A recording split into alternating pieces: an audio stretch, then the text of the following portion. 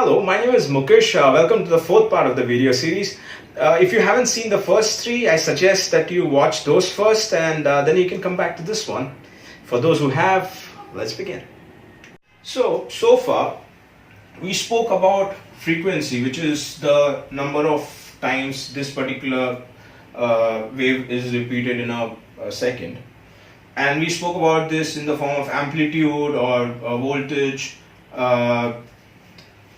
But now let's talk about this in the form of actual sound.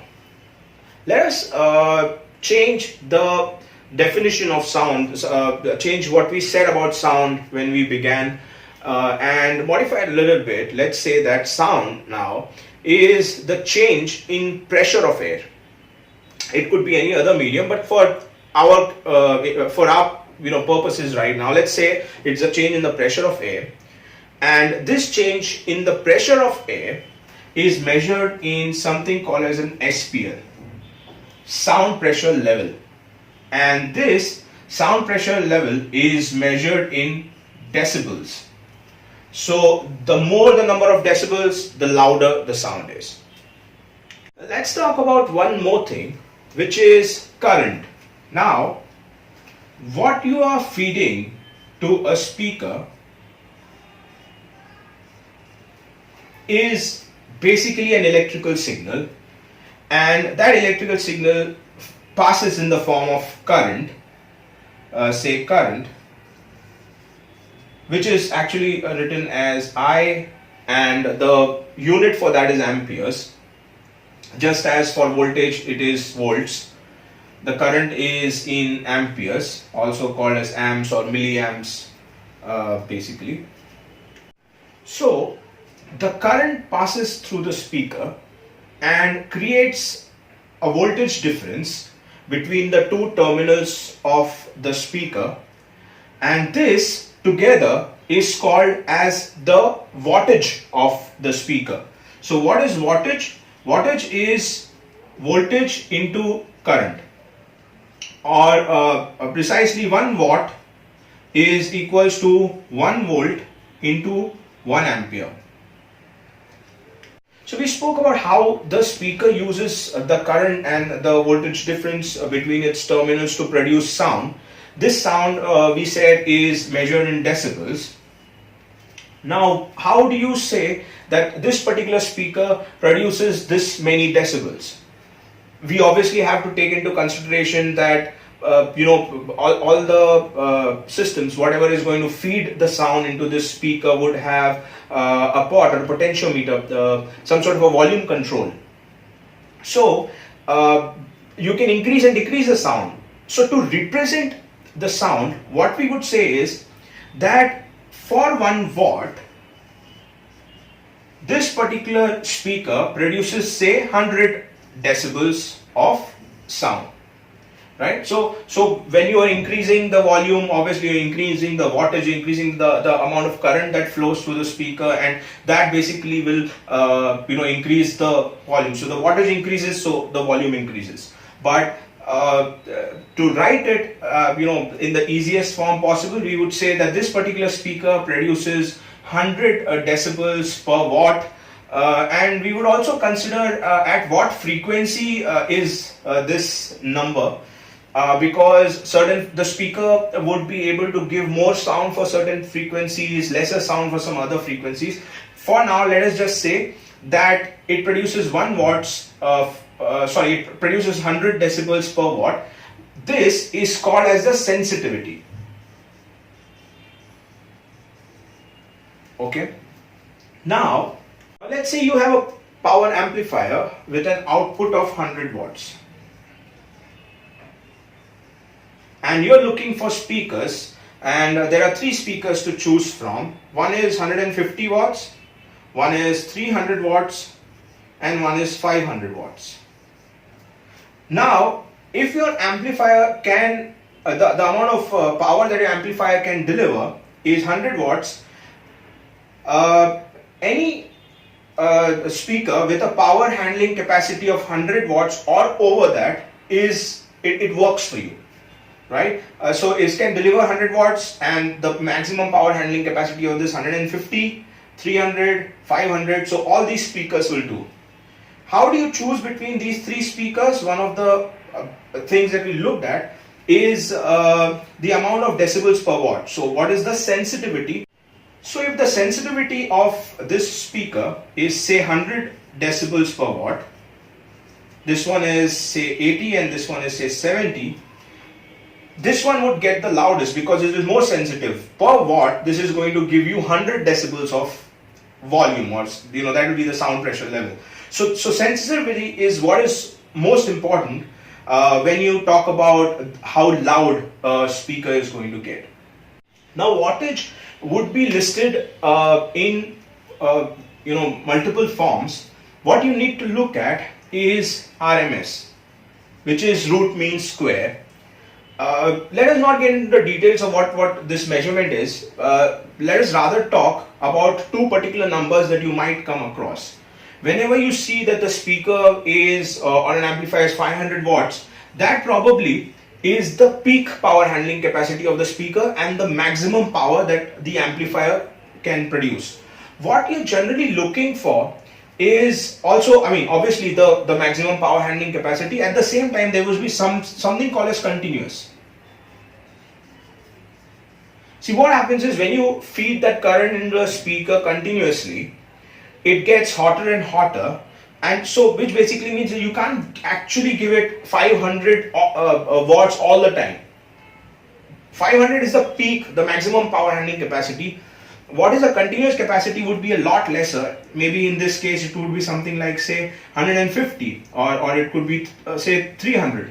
So that would be like a continuous power handling capacity. So you have to make sure that you actually check both these when you are trying to buy speakers and match speakers with amplifiers. So you have to look at the peak RMS and the continuous RMS.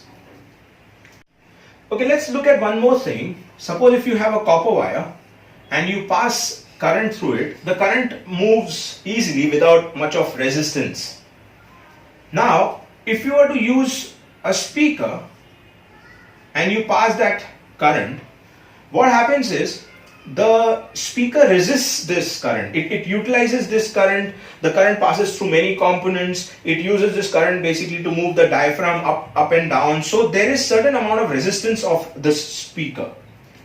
We use the word resistance in general circuits which utilize direct current. In our case, the current is going to be in this form, which is alternating current, also called the AC, and this resistance basically along with the magnetic flux that is generated, the capacitance and inductance of the speaker. Let's not get too much into detail. Just understand that this resistance basically is also called as the impedance because it's an alternating current, and because of certain things that are happening in the speaker, we would call this as impedance. Well, let's talk about impedance for a bit and why is it important. Now, we know that impedance is the resistance of a speaker, and there is a impedance for a speaker and the output impedance of an amplifier. Now, the output impedance of an amplifier is really a misnomer. When you talk about the output impedance of an amplifier, what we're really talking about is the kind of impedance that it expects at its terminal. So the kind of impedance that it is expected to drive. What is going to be connected is a speaker. So it's actually talking about the impedance of a speaker. Now, whenever somebody talks about the impedance of a speaker and the amplifier and the matching, they take an example of a pump and a pipe, or a pump and a water hose. I'm not really going to do that.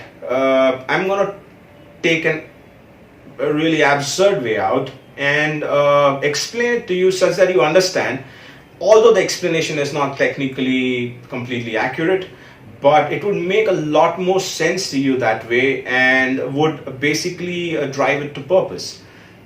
So before we begin, now all of us have seen a speaker, right? There is this black diaphragm, and what we've seen is there is something called as a surround, which is in the form of a rubber or some sort of a textile material on the outer edge of the speaker. Now when this diaphragm moves up and down, the rubber is something that stops it from going completely off or completely down. So it is something which is causing somewhat of a resistance in that speaker.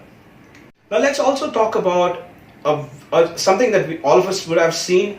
It's that when you connect a signal or connect a source to a speaker, what you would notice is whenever there are beats, whenever there is a lot of bass, you see that the speaker vibrates a lot more than in comparison to when there is just voice or there are just a few musical instruments playing.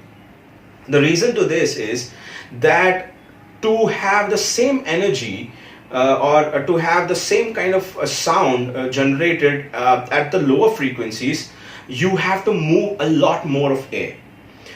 This would also be apparent if you have a subwoofer and you've seen that bass port, which is like a hole inside the subwoofer cabinet, and you put your palm next to it and you see that there's a lot of force of air coming out.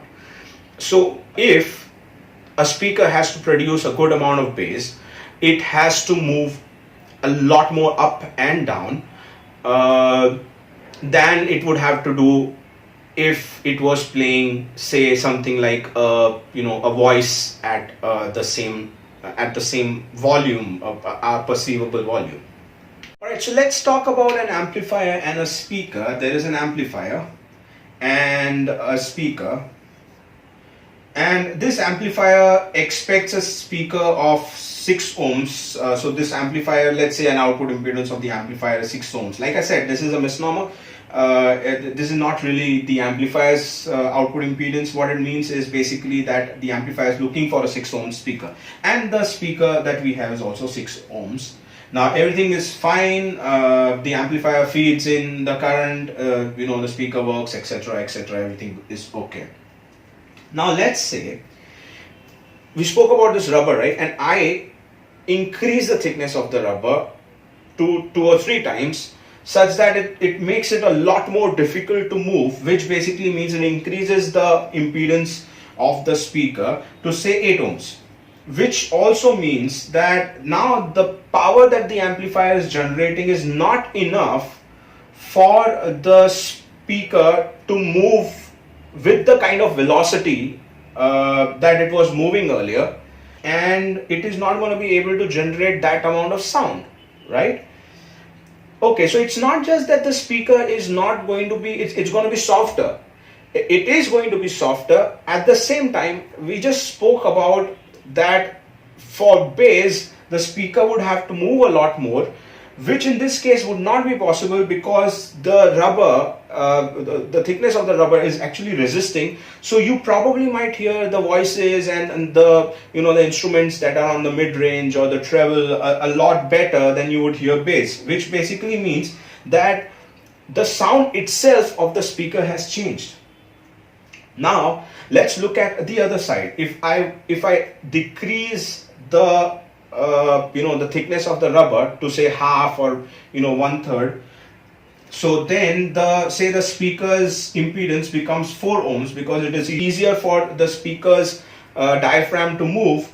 So at a lot lesser volume, the speaker can produce the same kind of sound. Now if you pump this to, like, say 100% of its volume, the rubber is at the extreme stretch, and now somehow you will hear a lot of distortion because the speaker was designed to reach this particular level at full volume, and now it reaches this level at, say, 80% of the volume or 60% of the volume, and when you still increase the volume, it can't go any further, right? It is kind of stuck at this particular level.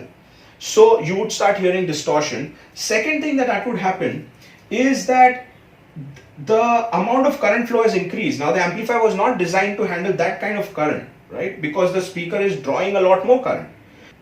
So there are chances that either the speaker or the amplifier or both might just burn out. So this is a reason why you have to ensure that if the amplifier is expecting a speaker of 6 ohms, it's better if you connect a speaker of 6 ohms. Okay, so to quickly recap, when buying an amplifier, a speaker, headphones, these are the kind of things that you'll have to understand. If the output impedance of your amplifier is 6 ohms, just ensure that the impedance of your speaker is 6 ohms or higher. Second, if the max power of your amplifier, this could be this has to be both the continuous and the peak of the amplifier is say 100 watts, then your speakers have to be rated over 100 watts for both max peak and the continuous RMS. And then is the loudness sensitivity, which will be measured in decibels per watt at some particular frequency, mostly 1 kilohertz. The higher this decibels per watt, the louder the speaker or the earphone is going to be. Alright, that will be all for now. I hope the video has been informative for you. Thank you for watching, and I hope I see you in the next video.